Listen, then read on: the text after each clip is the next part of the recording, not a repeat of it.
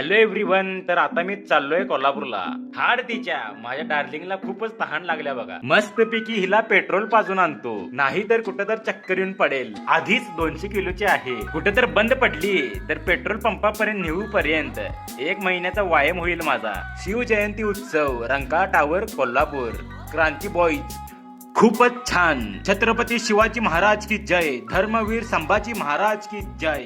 घरी चाललो होतो तेव्हा मला संयुक्त गंजीमाळ, शिवाजी पेठ यांची डीजे सिस्टम दिसली. खरंच शेवट वाजत होतं भावानो. पूर्ण रस्ता जाम झाला होता.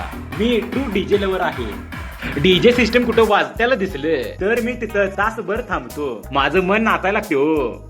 घरी जात असताना नाही म्हटलासा तर 4 ते 5 सिस्टम बघितलो असेल.